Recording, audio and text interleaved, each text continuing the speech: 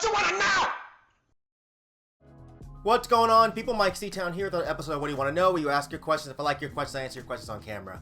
So yeah, let's jump right into this one. The question I got today comes from Nathan, and he says, "Hi Myke, I was on a road trip with my stepdad and younger brother, who is 10 years younger, so quite a big gap. We created a shared playlist on Spotify and only listened to that while driving from the UK to Belgium. It was really interesting because me and my brother had added songs that our stepdad would play when we were younger. Nas, Snoop, Wu-Tang, Ice-T, LL Cool J mainly, from their debut albums. So my question is there any music an elder in the family played and you return to still?" Wow, this is actually an interesting question. First of all, it sounds like your stepdad was pretty fucking cool, had some pretty damn good music taste, and he introduced you guys to a lot of good shit, so consider yourself very lucky.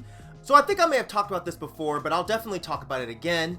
When I was younger, I don't really remember uncles and cousins and such really being into music. You know, at family gatherings, we definitely had music going, but from what I remember, it was mostly like church music, you know, gospel and shit. Or they would just play the radio.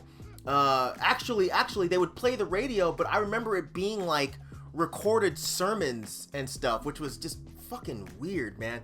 I think I remember stuff like Anita Baker and Patti LaBelle being played, and maybe Al Green. Yeah, definitely Al Green, but it was mostly their church-related stuff or their religious stuff. So I don't remember really like top 40 music being played around when I was a kid.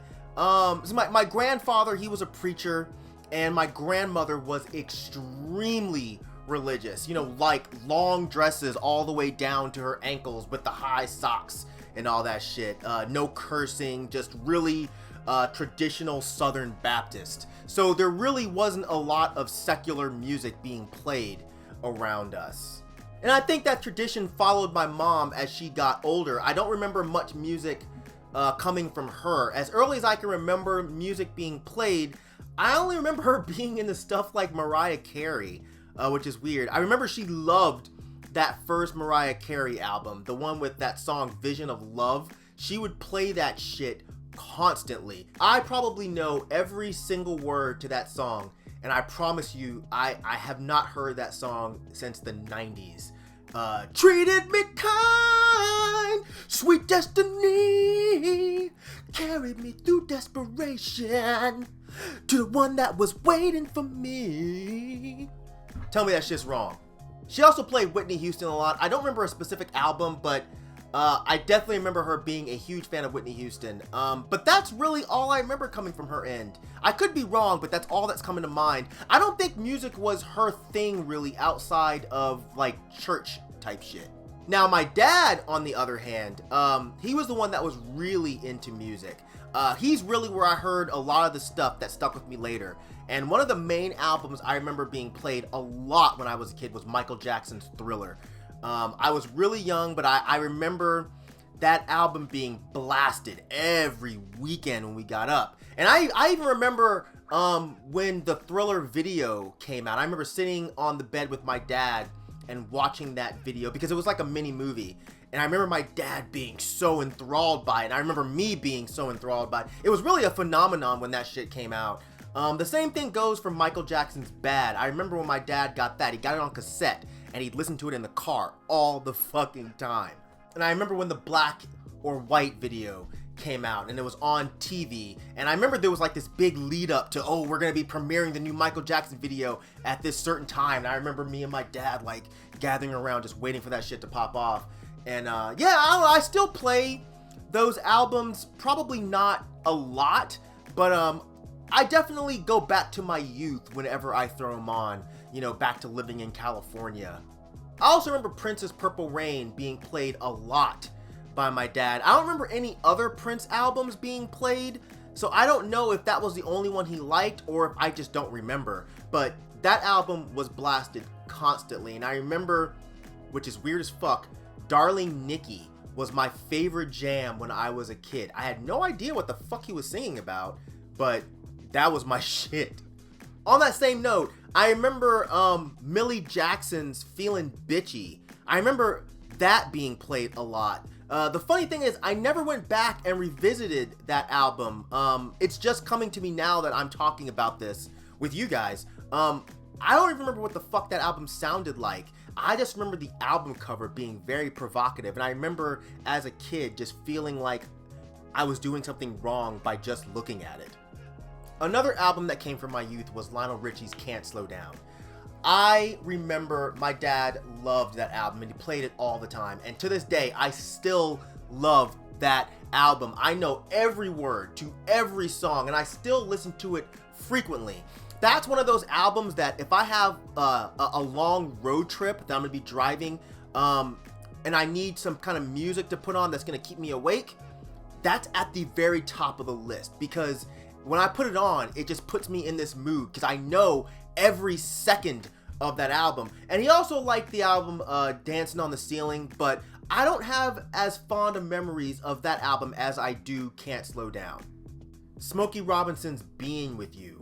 That album was also played a lot, and I can't remember specifically if that was my dad or my mom. I don't remember, but I'm gonna guess that it was probably my dad. But this is another album that I know every single word to every song because it was played so much. And it's another album that's at the very top of my list when it comes to road trip albums. And it's literally one of my all-time favorite R&B albums. And I think I've mentioned before that my dad kind of inadvertently got me into rock and roll because he was playing so many albums like Michael Jackson albums, the Prince albums, that had a lot of guitar stuff on them, but it was really this album with Whitesnake's Slip of the Tongue. That was the album that really got me hooked. Now, I don't remember my dad talking about this album much, but I know that I got the cassette from him. Now, this could have been because he didn't like it very much and he just gave it to me. I really don't remember, but I do remember listening to it all the time, which is funny as shit to me now because an 11 or 12-year-old kid listening to shit like Kittens Got Claws, you know, she'll tear your heart out. Kittens got claws, she'll scratch your back. Kittens got claws, she'll tease to please ya. Kittens got claws, she'll blow your stack. Or Cheap and Nasty, that song. Cheap and nasty, all she wanna do is give it up, cheap and nasty. Come on and do the dirty with me. I should not have been listening to that shit as a fucking 11 or 12-year-old kid, but I didn't know what any of those songs were about, but I still shouldn't have been walking around singing them shits to myself out loud. But that album is super, super special to me. I feel like it's when I first had the realization that guitars were really cool.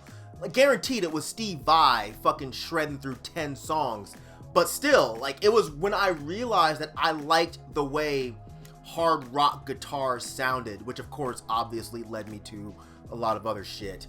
The only other album I definitely remember being played a lot when I was a kid that I still return to is the second New Edition album, the self-titled one. I used to wear that album the fuck out.